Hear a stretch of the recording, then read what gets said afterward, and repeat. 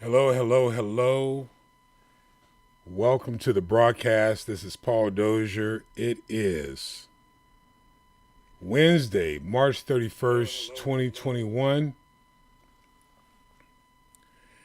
And I'm excited to be with you. I'm actually redoing this from yesterday. I didn't have to do that because you didn't know. Most of you didn't know. Because I think we only had 7 people watch the program yesterday or listen to it. But I like to say thank you very much. We are excited. Me, and I say we, I'm talking about me and my family. We are excited about doing the program. The reason why is we want a couple of reasons why we want to get this information out to people. And me personally, let me tell you this.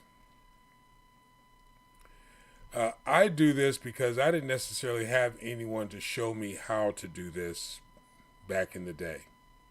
And back in the day for me is the 1980s, late 70s and 1980s, to get information about things other than what you see in the media. Um, a lot of what we see in the media is entertainment and is given to us like it's news. It is not. It is entertainment. And I think we need something that doesn't have a left bent or a right bent, that has the right bent, is more interested in giving us information on how to get ourselves ahead. And I just don't see a lot of that. I listen to the news programs left and right. Some inform, some entertain, left and right. Some have great opinions on the political culture of life, of our lives. And if we take it the wrong way, we'll think that the political dynamics of this country are the truth for our own lives. Uh, and in a lot of cases, it's just not. Some cases it is. Some things truly, truly affect the majority of us. But some things truly, truly don't affect the majority of us. Like the case for racism. I applaud the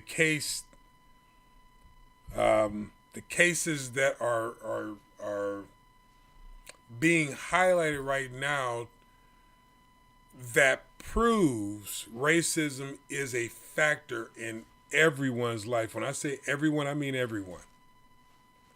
Whether you're an Asian person, a white person, a black person, from India, which is Asian, from the African continent,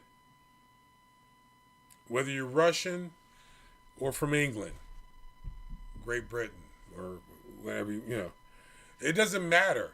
Racism plays a role, whether you're from Spain, it plays a role. Now, some people would disagree with that, and that's great. You can disagree, but it is a factor in all of our lives. It's a factor. It is not the main factor. It does not stop my creative ability to make things happen. In fact, let me go a step further. Because certain people will make it tougher for me, like a Facebook.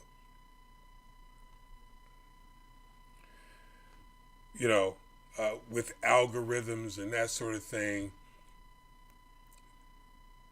you make it easier for me to have to study harder to make things work. You make me more educated. Now, I'm not trying to put a positive bent on it. What I'm saying is nothing can stop us from creating if we understand who we are. But it is true that a lot of people don't understand who they are. I am a creator, made in the image of God.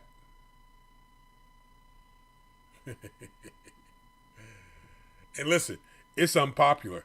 I don't have anybody clapping over here. My granddaughter's in that room over there. My daughter's sleeping in that room over there. And listen, but it doesn't change the fact that I am a creator.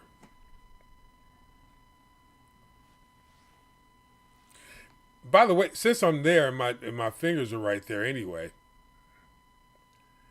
if you're looking at YouTube, you get the benefit of seeing this beautiful screen that I've created for this program. In it, it has what I like to say are the aspects of life that we really need to focus in on, learn, and create our relationships in. Talking about business ownership. It's powerful. You know, it's a completely different mindset. So what this program is setting things right. I'm going to set things right. If you listen to this program, you will hear me setting things right. And I say that with all humility.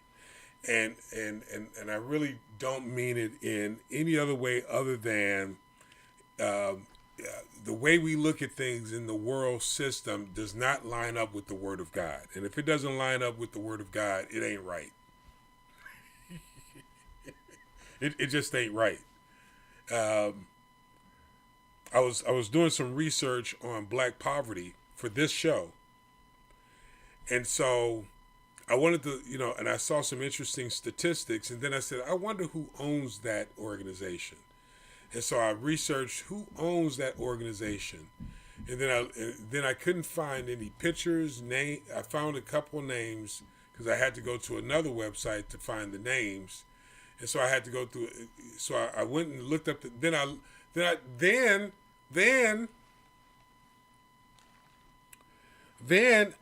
said, who is this person? I'm not giving them any airtime. Then I went and I couldn't find any pictures on that. There were pictures of a person that did not look like anyone because the person was so young. Anyone that would be an authority on black poverty. So the level of miseducation that's out there, because who has time to go and research every single thing that hits your Facebook page, your Google, YouTube? Some things you just got to catch by your spirit. But there's so much misinformation out there. All of us, even though we may say we do not know how to measure up what is said with truth, or what I call the words of God. We need help. And to be quite frank with you, everything that you're listening to, you may love these political figures on these media programs from here to heaven or wherever.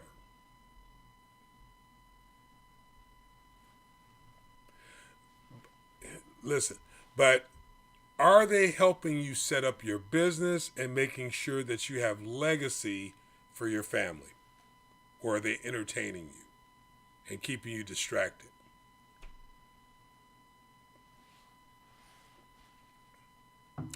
But you may be having great conversations with your buddies, your friends, about Trump and Obama,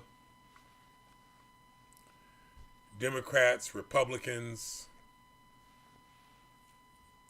the difference between a rally Black Lives Matter and that of an insurrection of the Proud Boys.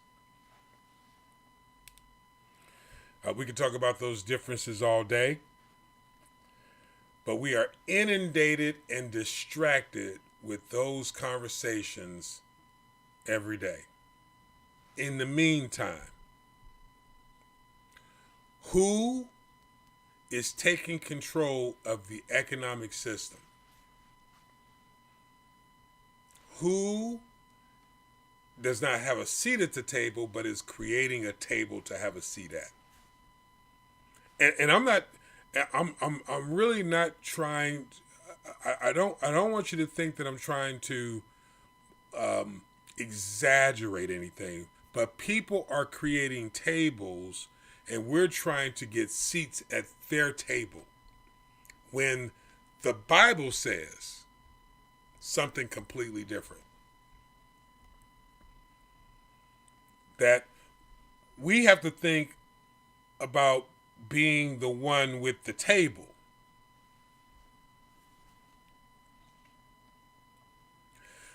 Too many of us are thinking about having a seat at someone else's table. That's a problem. Now, I will admit, it is hard to create and build a table. You know, everybody ain't gonna like you when you're building your own table. Some people will think you're crazy. You can't be too sensitive building your own table. But when I look at those who have built their own table, like Earl Graves,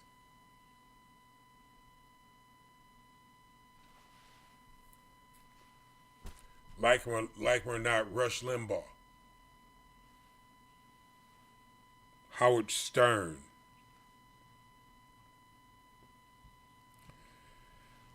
when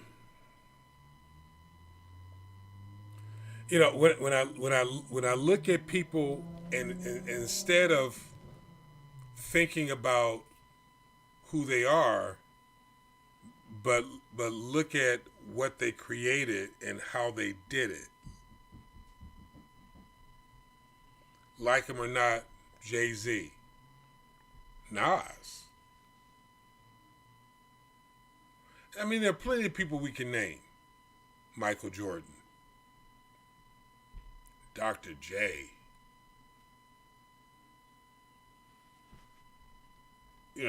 These were people that were willing. Irvin Magic Johnson. They were willing to step. He owns an insurance company.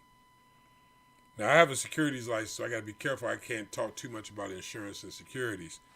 But the man owns an insurance company. He's a billionaire because of the partnerships that he has, not because he was a basketball player. He's a business owner. He's not self-employed.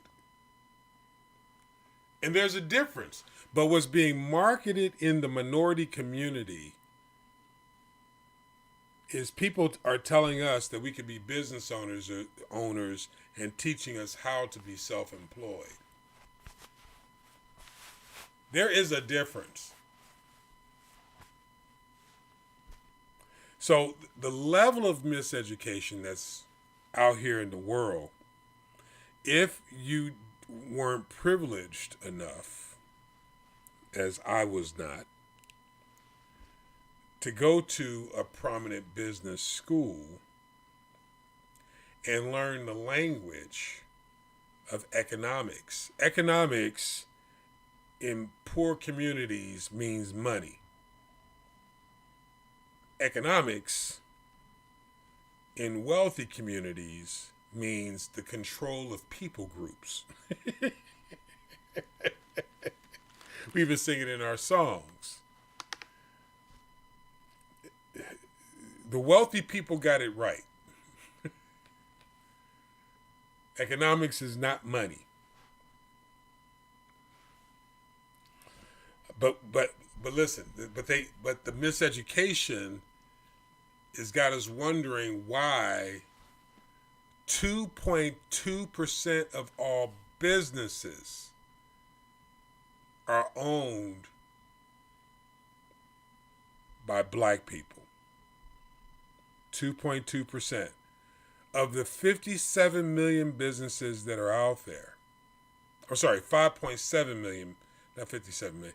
5.7 million businesses that are out there. Only 2.2% of those businesses are owned by black people. That's a challenge. Now, you're being told that, and I love these smart folks that listen to the politicians tell them how much better it's getting for black Americans. I don't care if they're, a blue or red politician. It doesn't make a difference. They're talking to you at a high level. And they're only looking at data. They're not looking at real life people. They're not looking at the condition of the businesses, even of the 2.2%.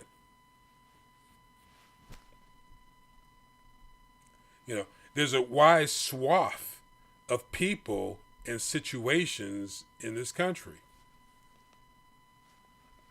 Just because I file paperwork doesn't mean I'm a business.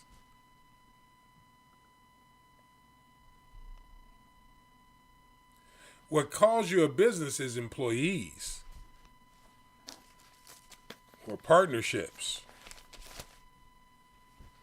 That's what makes you a business.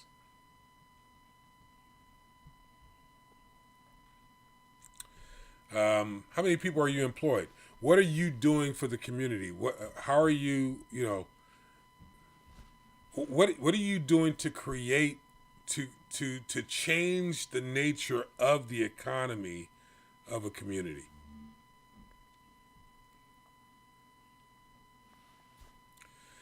So these politicians and these media outlets are telling us how great things are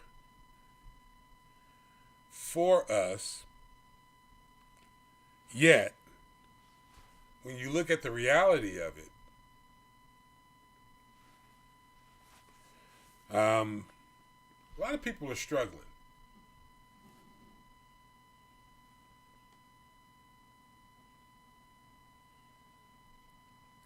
So we really want to dive into and start giving you some information, and hopefully the information will be valuable enough to where you would be willing to share this information, this podcast, this vlog with us. On the screen, you'll see pcdstrategies.com, pcdstrategies.com.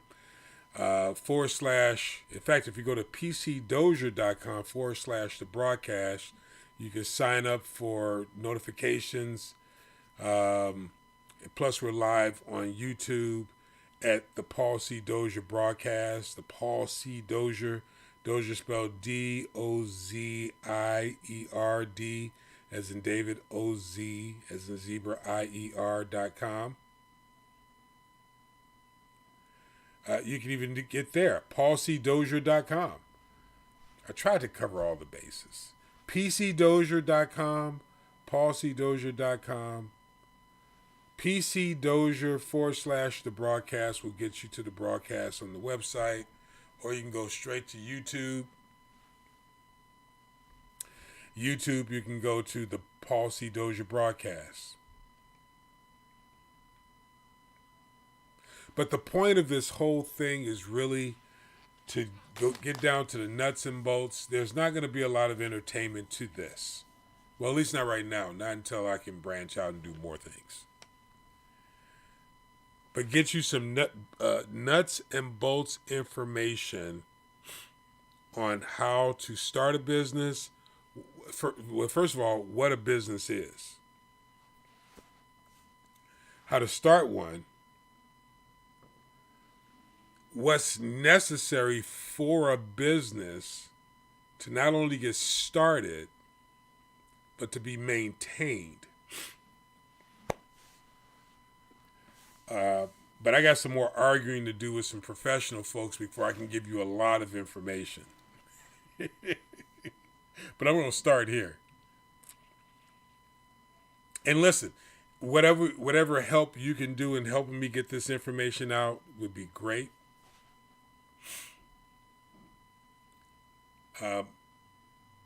Because the reality is the poverty rate for blacks and Hispanics right now may be at a historic low in 2019 at 10.9%. Maybe some people would find that impressive. But it's not.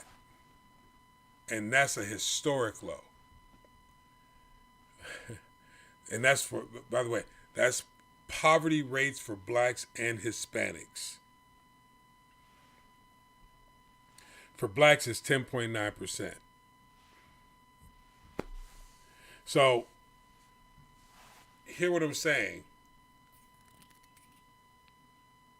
Our poverty rate needs to be a lot lower than that. It is for white people.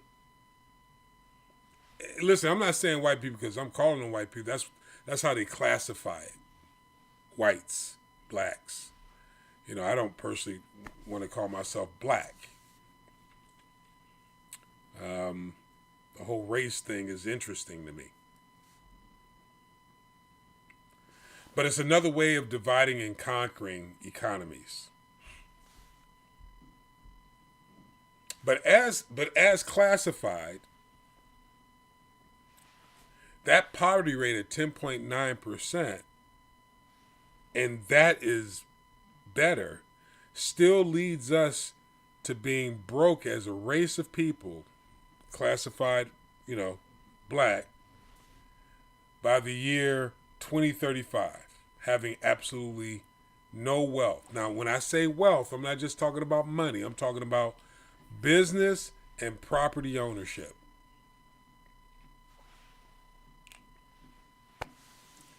So, there's obviously a misunderstanding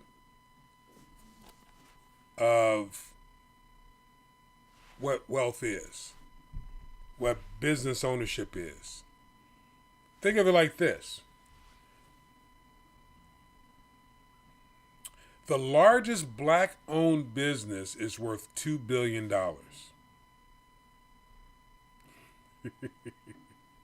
Now, that may sound impressive to a lot of people. The largest black-owned... Now, listen, this is as of December 20... This is as of December of, this... Maybe there's one closer... I don't know. It's called Worldwide Technologies. Posting revenue of about $2 billion in 2016. So let me put... They have revenues of $2 billion. Now compare that to Facebook, Amazon, New York Life. Compare that to McDonald's. Compare it to any of the Starbucks.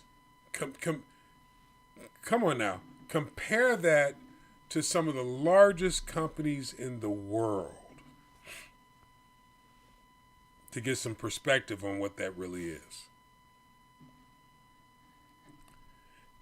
And listen, don't get me wrong, I won't turn down $2 billion in revenue as long as my debt isn't $2 billion.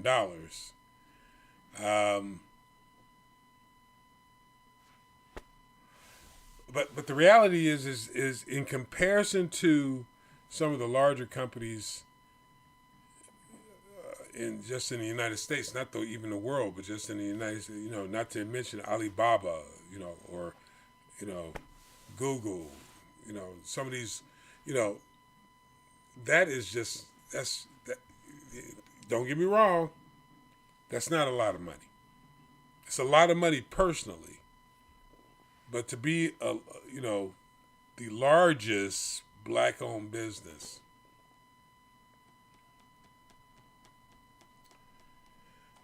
So the idea is to understand the difference between being self-employed and owning a business. If you're a barber, you're self-employed. But if you own the building and you have people cutting hair in your shop, you're a business. If you're selling oils, you're self-employed. But if you're distributing oils to people, to a sales staff, you have a business.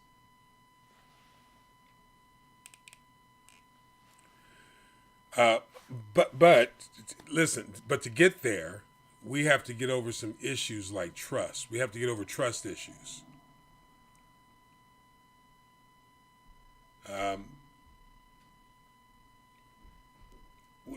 Which is a real challenge in our community, trust issues. And listen, I mean, a real big challenge in our community is trust issues, a real big, because business ownership means not only do you have to have people that you share information with for the purpose of moving the business forward, but you also have to have people that you get information from for the purpose of moving the business forward. Business ownership involves succession planning. It involves planning to not have you involved. Yet in the black community, we still have this thing about not wanting people in our business. Oftentimes, not all the time. Not trusting people who have the certifications, the degrees, and the experience because they had a bad experience with black folks. I hear people tell me this all the time. All the time. I mean, it's just so common. I've had bad experiences. I have given bad experiences. I have been the problem. I have been Judas. I have been the problem in the relationship. But oftentimes people have been the problem on my end. So the idea really is getting beyond all those things, because when you're self-employed, you might be able to get away with that. But when you're a business owner, I was talking to a brother today about the difference between certain nonprofit organizations and just sharing with him the difference between the Catholic Church and Church of God in Christ.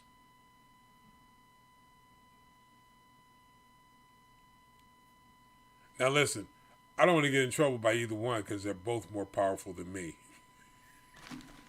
Much more powerful than me. But there is a stark difference between the two organizations in how the business, because both are businesses. Now, you may not want to hear that, but they're structured as corporations. Corporations are businesses.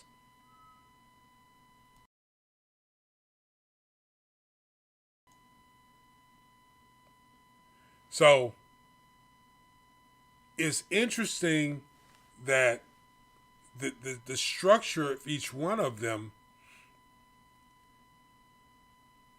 makes the next generation of leaderships or the next generation of leadership healthy, just in how the business is set up.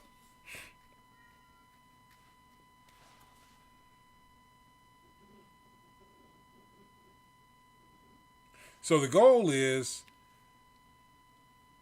what can we do if we want our generations to succeed, to set our businesses up to last, like to my granddaughter who's behind me with the cat. What needs to be done?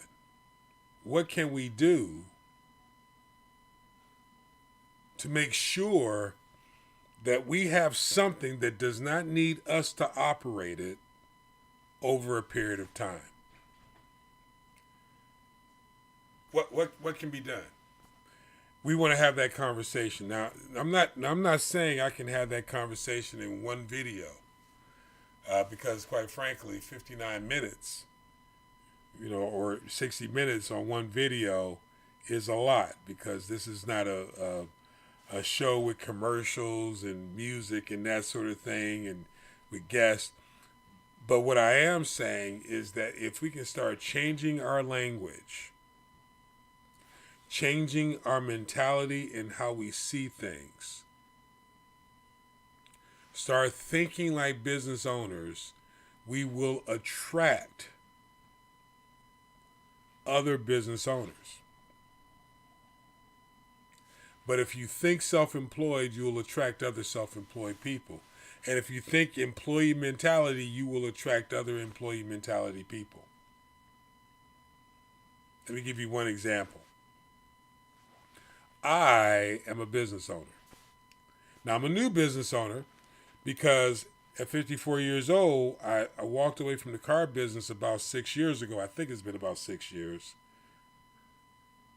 Maybe 5 years. I don't know. About 5-6 years ago. And I started a new profession where I was self-employed. And although I had that experience, so I can learn a few things. I needed some language. I needed some certifications, some licenses. I still need them, in fact. I'm still working on it. So in starting my business, I noticed the money that I was making, I was paying out to other people, and I'm still paying it out to other people. Why? Because I need credibility and the expertise of other self-employed and business owners. So that I can multiply my efforts. Now, if you're so inclined to the Word of God, this is the biblical principle. Now, if you want to get around that, you can't. The biblical principle. Now, you may not think it's relevant, but if you give, then it shall be given is a principle of having the right people around you. Partially, from a certain perspective. And it's also a business principle. So you have to be willing to pay for the best experienced people you can get on your team. I'll give you that principle today. Now research it, think about it, pray about it, whatever you have to do. But the reality is, if you want to be a business owner, you have to surround yourself with credible, if you want to call this point number 1, point number 2, call it whatever you want.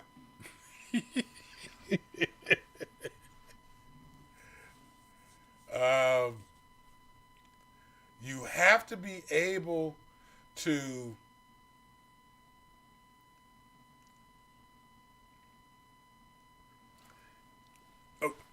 in your business, you may build widgets.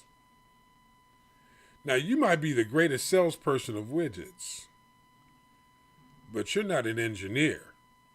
So you don't know how to create the widgets. So you got a couple of choices there. You can either create your own widgets, which you're not a creator of widgets. So maybe you might need to hire an engineer. Now you might say, I don't have enough money to hire an engineer. The money that you get selling these widgets of somebody else, if you want to create your own widgets, has to go towards getting someone that can build you a widget. For that, you need a professional. If you want to market your own widgets. Now, if you don't want to market your own widgets, and you want to market somebody else's widgets, and have something called, I don't know, maybe called a franchise.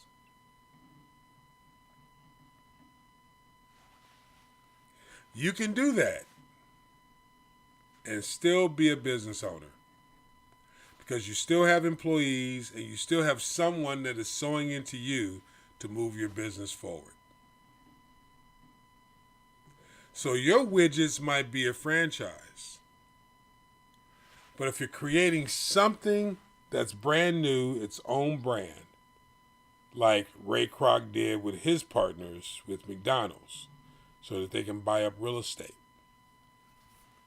Don't tell me you thought it was about the quality of the hamburger. Five Guys has the best hamburgers, I think. Maybe Smash Burger.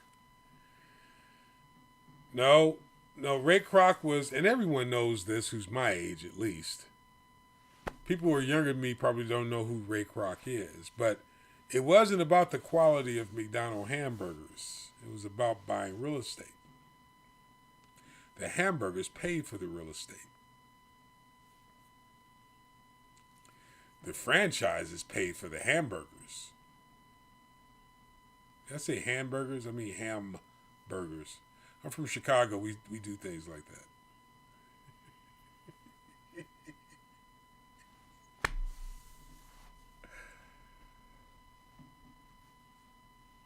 Yeah. So, because, hey, listen, if we're serious about being business owners, that means you're also serious about having employees or business partners. If you're not serious about being a business owner and you want to be self-employed, that's a completely different conversation. Completely different.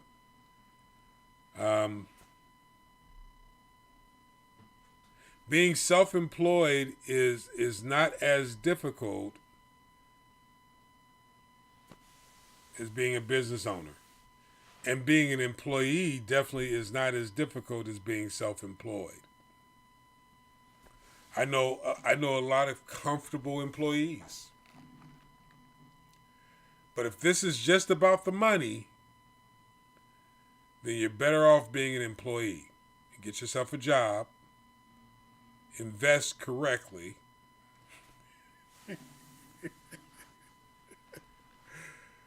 and leave your family a legacy a different way. Again, to protect my licenses.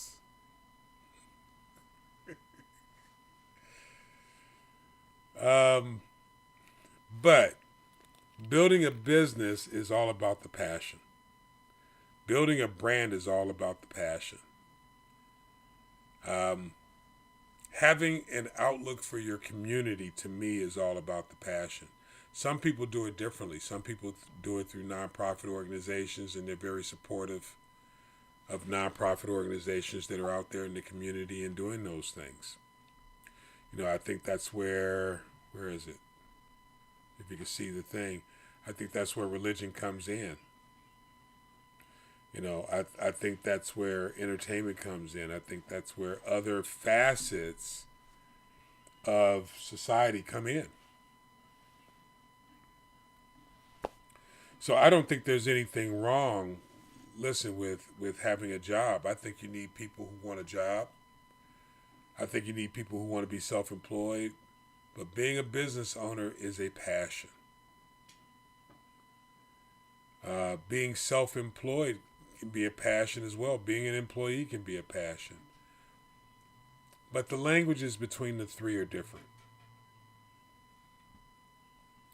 It's the language that we want to share with you. It's the sacrifices that need to be made that we want to share with you.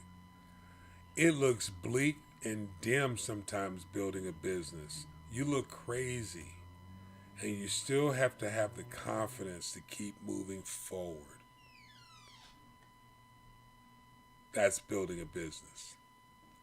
Being self-employed, being self-employed can be just as tough, but in a lot of cases, being self-employed, if you're representing well-known brands, and again, because I'm a small P, I'm trying to stay away from naming names and all this other stuff.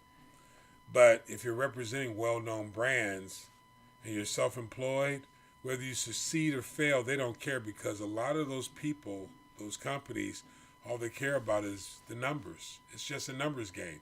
It's all about economics. If you get enough people taking a shot, it helps them boost their brand anyway. And this is going to sound real funny, and because they're business owners.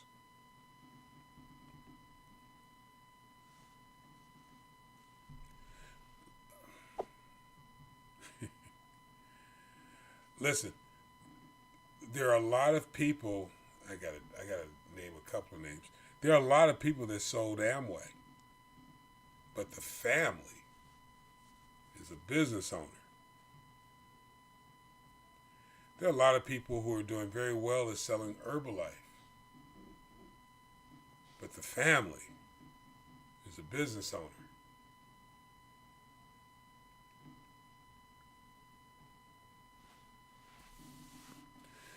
And listen, here's my point. There's nothing wrong with being self-employed. I applaud self-employed. I personally don't like self-employed. I like business ownership. And the reason why I like and listen, I just learned the difference not that long ago. It's just been the last 10 years I've learned this difference. 10, 15 years. Been about 15 years. And as soon as I found out about the differences about 15 years ago, I started studying. I've been studying this for 15 years. So, it's not easy to find out about, because the information coming in is so deceptive. I understand why people have trust issues. I personally do not. Because I understand what the Word of God says, that we're to study to show ourselves approved. And not only do you check, you double check. Not because you don't trust someone, it's just that you don't understand what everyone's bent is. You have to, there were 12 disciples talking to Jesus. Well, and let me put it like this. He recruited 12.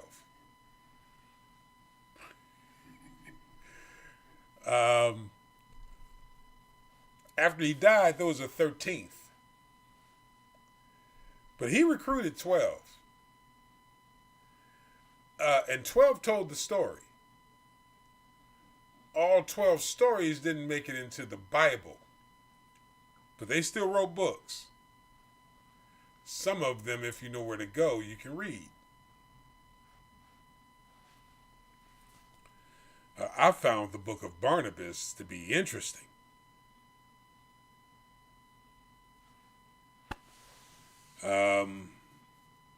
I'm still trying to understand the book of Enoch. And I read that one and listened to it too. It's a deep book. But I'm sorry, I'm getting sidetracked. But what I'm saying is, you can. It's not that the information isn't there. It's just that so many people have their best interests in mind. It's hard to find stuff that has your best interest in mind. because there's more money to be made into tickling people's ears, entertaining them. Because this information is considered boring to many. This is the stuff that makes you yawn. But I'm still going to create it.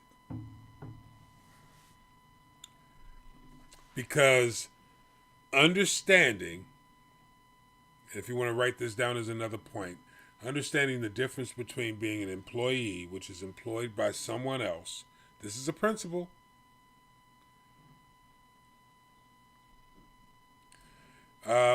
That is under a system called a taxation system.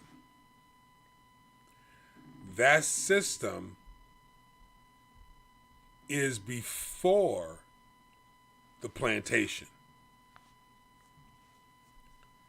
But that system is an economic system that built plantations.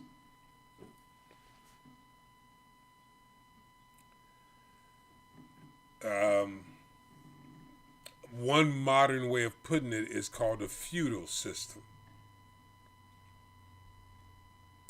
Hey, and listen, just in case someone's listening, that's not finance, that's economics. So I don't, I don't want to have to argue with you.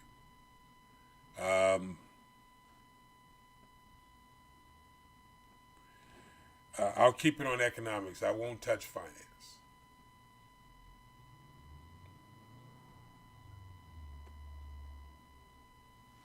And the way that system is set up is that you have to have different classes.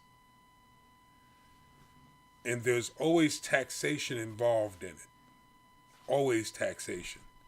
Because taxation keeps control of the majority of the people.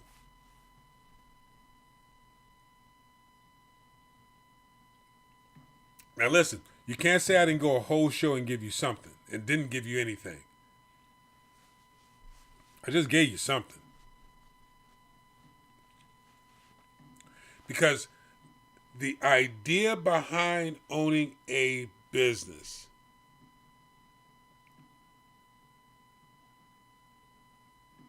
is to be the one who owns the plantation.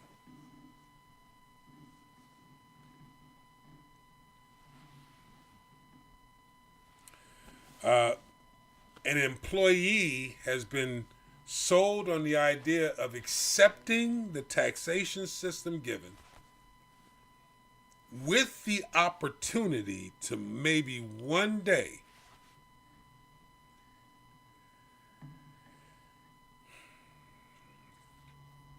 have the opportunity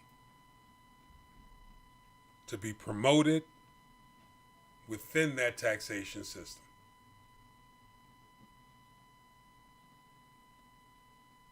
Leaving their family nothing.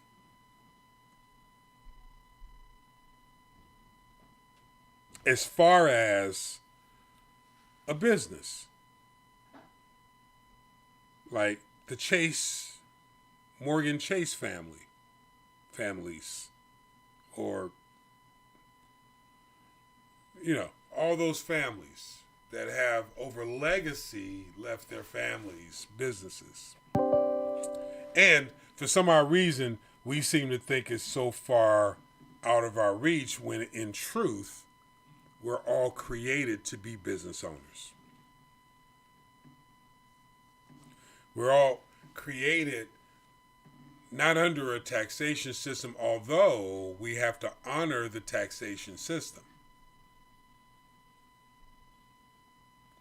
We want to talk about business owners, and we want to try to, and this blows my mind, we want to try to get those who are wealthy to pay more taxes when they're the ones setting the rules.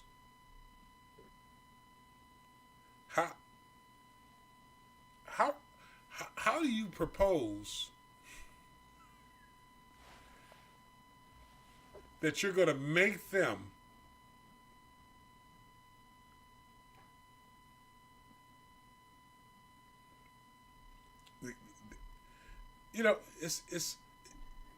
it's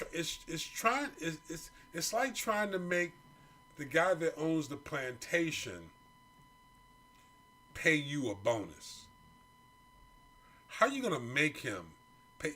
He's going to figure out a way around it because he owns and understands the economic system behind the taxation system.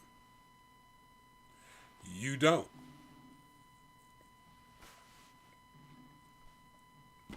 Now, we can get into the argument of socialism and capitalism and that sort of thing, and I'm sure later on, after I figure out some of these other obstacles I have to overcome, we'll get into those conversations. I'd like to have a few people involved in that conversation too. But until that time, understanding that these systems were set up to keep control over the majority. There is a reason why only 2.2% of black of 2.2% of businesses here in America are black owned. There's a reason for that.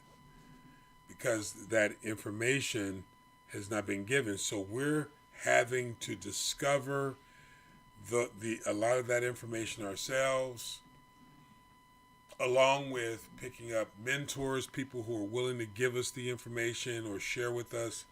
One book that I read on economics, I would have never read. I just would have never read it. First of all, it's not written in a language that I readily understood at that point. Now maybe I understand a little bit of it, but I would have never read it. It would have never came across my purview from where I came from, from the schools that I went to. I went to a school of theology, a private school for theology. That's not dangerous for anyone. So a lot of information that we definitely need to be able to get into conversations with other people who are like-minded. Because, and here's another principle, you can't do anything without collaboration.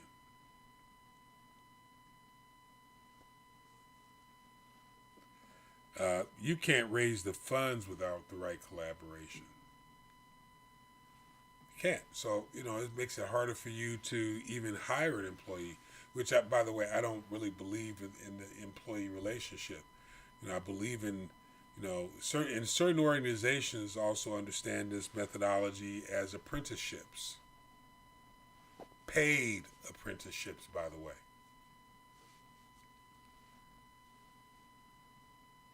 So,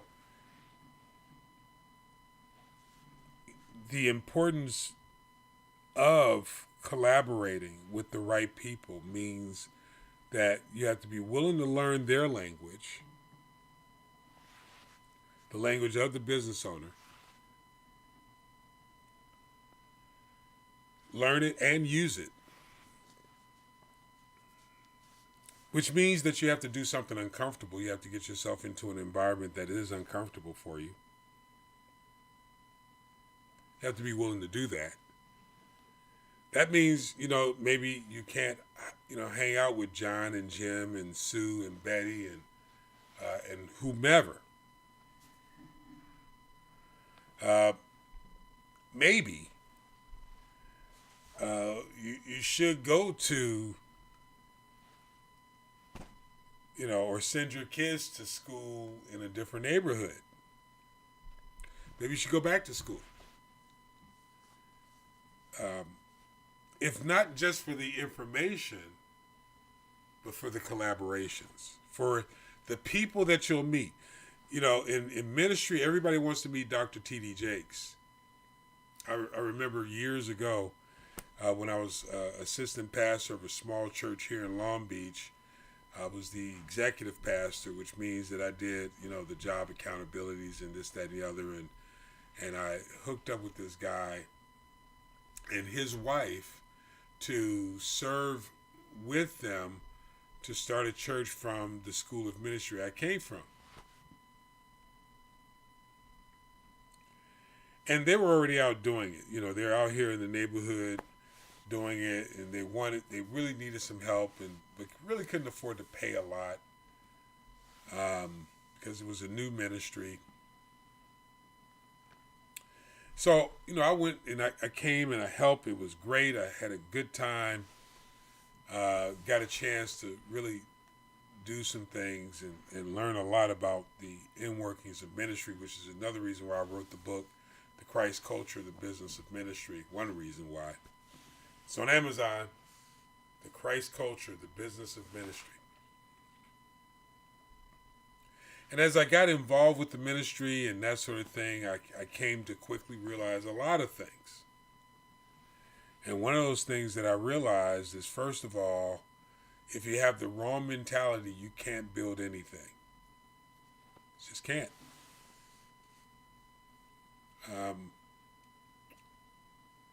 You know, for a lot of reasons, but the general word is fear. And listen, we coming, from school of ministry in a mega church, we had a really good shot to make an impact here in Long Beach, but we didn't have the collaboration, we didn't have the relationships. And it wasn't going to happen because we didn't understand the language, even though we came out of a good institution, an elaborate one, with a good program. They didn't teach us anything about the business side of it, about the collaborative nature of it, about the relational side of it. So you could be the nicest person, you could have the biggest heart, you could, whatever. But I remember sitting down and talking with him, the pastor of that church, the guy that I went to help, and he says, man, listen, we're going to be pastors of pastors, we're going to be leaders of leaders. And my point is, in our mind's eye, we thought we were going to talk to these big name pastors like the T.D. Jakes, and I'm just only mentioning black pastors, right? Creflo Dollars, the Dr. Frederick Casey Prices. In our brain, we thought we were going to go in it. But in business, you have to be willing to collaborate with people who are in your same position. They're just getting started. So if you want to call this another principle, it's up to you. Even Jesus, when he first got started on this journey, as he came down off the mountaintop and he recruited his first couple of guys. And over a period of time, recruited another bunch of guys. And here's the Son of God getting started from the beginning. So he wasn't trying to create. He wasn't trying to collaborate with the rabbis, with the well-known guys. He got his 12, and that's how he got his ministry started. In 3.5 years, we had a very successful ministry or business, if you will, because he was willing to start from the beginning, build relationships, collaborate, teach, mentor. Before that time, he was willing, as the Son of God, to be mentored. Maybe we'll get into that too. But if you're going to be a business owner, you have to be willing to change your thinking. And if you're willing to change your thinking and see things from a different point of view, you too can be not only successful financially and for your family,